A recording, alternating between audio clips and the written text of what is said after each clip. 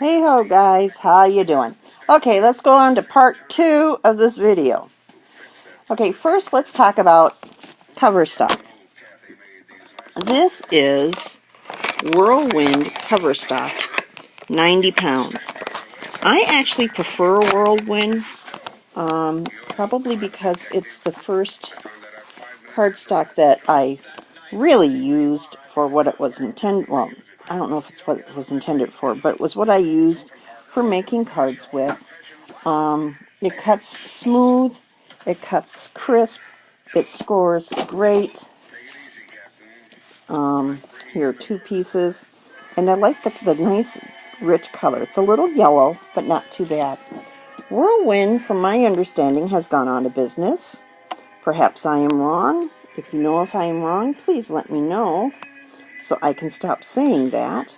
But I'm pretty sure it has gone out of business, and so I needed a replacement. Well, last year, Simply Defined came out with their own 80-pound cardstock. Okay, it's not cover, it's cardstock. And it's just as nice. It's almost the same color, and it reminds me so much of the Whirlwind. But it is cardstock. It's 80 pounds, where this is 90 pounds. And I guess this is a little thicker, but I really can't feel it, and I don't notice the difference when I'm using it. So, for this part, we're going to use the cardstock from Simply Defined. So, first, let me cut this. Actually, let me cut this at 4 1/4. I know, you guys can see so well, right? Okay, so 4 1/4. Again, butt it up against the end. Start towards one end, and then go up towards the other. If it shifts, it's no huge big deal. By Mac and Mind software and your donations. You're listening. All right. Then, yeah, it's like 2 in the morning here, guys. So, and then we'll cut this one at 5 1/2.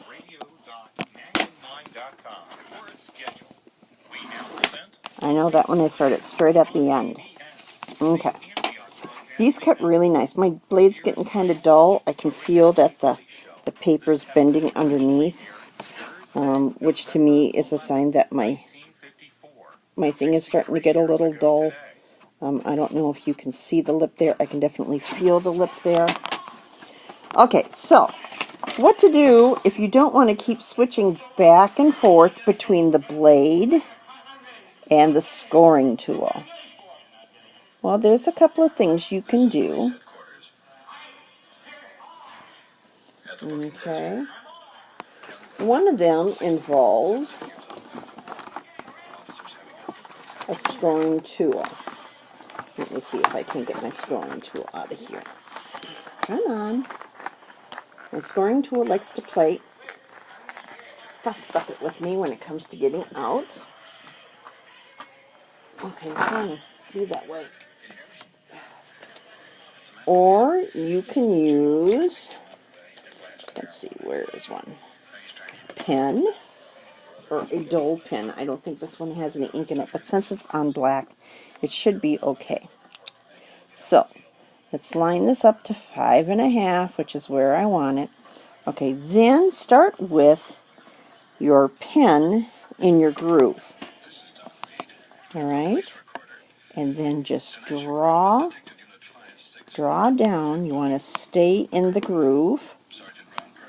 Okay? And go a couple of times. And you'll get a nice, oh, I guess that one did have some ink in it. But like I said, it's black, so it doesn't really matter.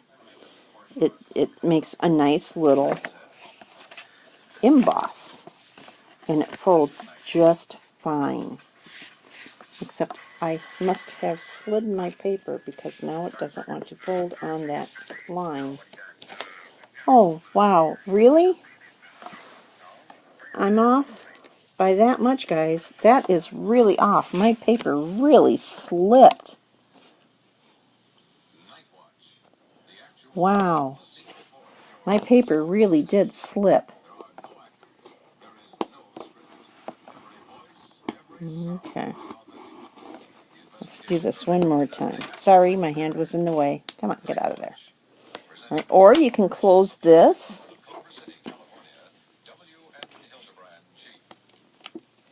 Make sure your paper's in the right spot. Come on, glasses, work for me. 4, 4,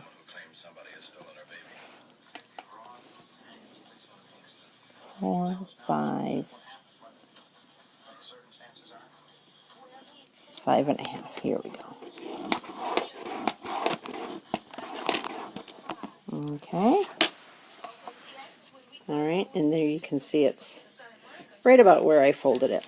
Now, if I wanted to, I could fold it on there and then make a card with, oh, what do they call that? It's the, if you ever remember the old party favors where they, you folded them out this way and it went, Honey Pop is the one I know of, but I'm sure you guys know what I'm talking about.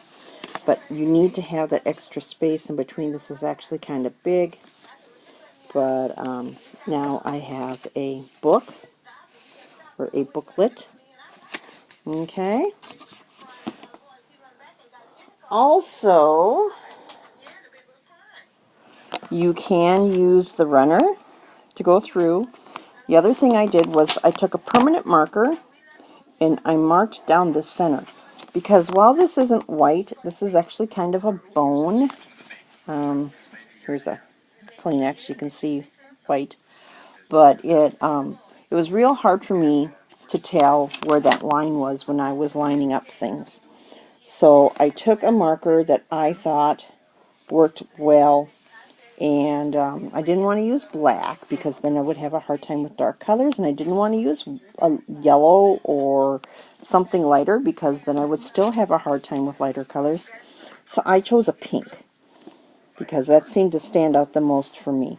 And then that way when I go to line up photos or other things to cut, let's see what I've got here.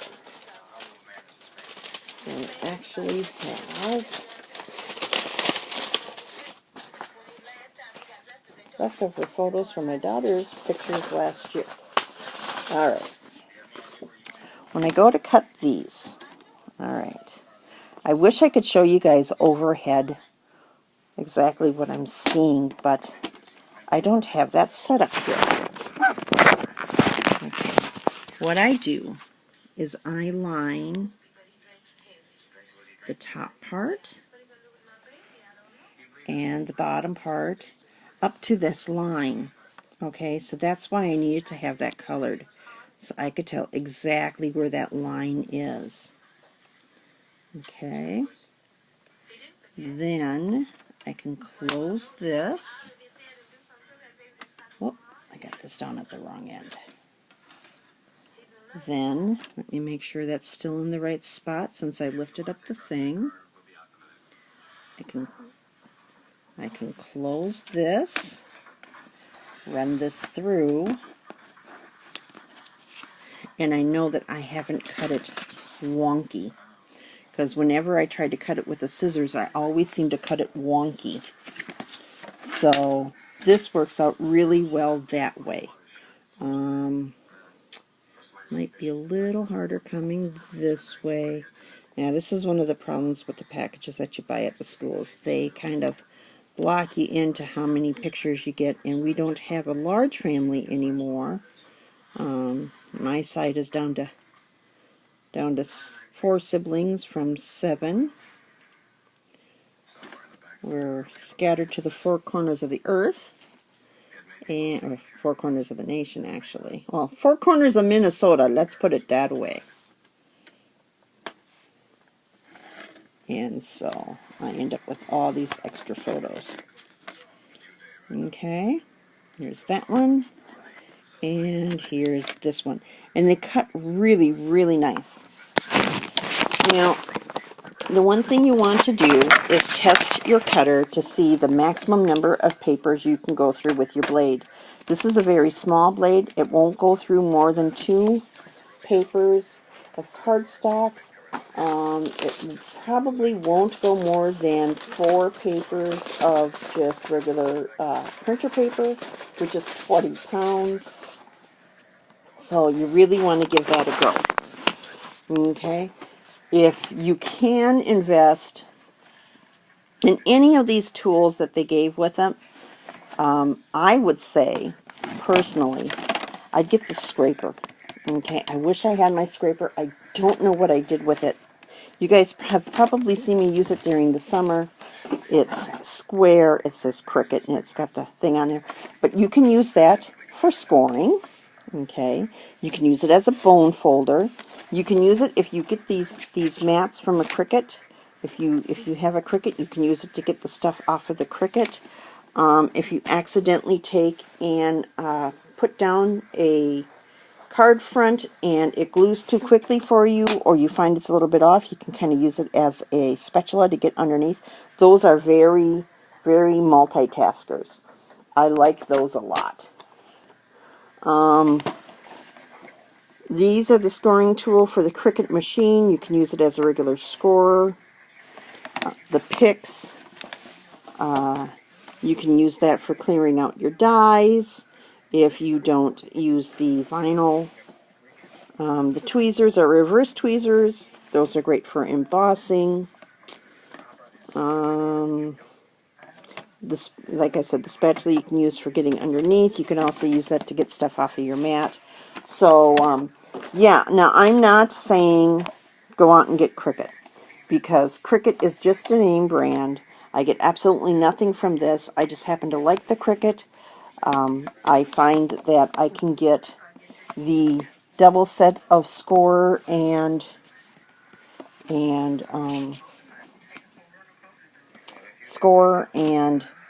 cutting blades for fairly cheap. I can get a pack of just blades. I can get 2 blades. I can get a pack of 2 or 1 blade and 1 scorer. See, and it just snaps right in there, and then it just snaps right out again. Okay, when I first put these in, I was having a heck of a time getting them out. I don't know what I did, but it finally loosened up for me. So, yeah, those are my tips on cardstock and on using your cutter. Now, like I said, Whirlwind, I do not believe is in business anymore, but I find that the Simply Defined is just as good, just as heavy, and just about the same color. So, yeah, that's it for now, guys. I am like right at the limit, so I gotta go. Talk to you later. Bye.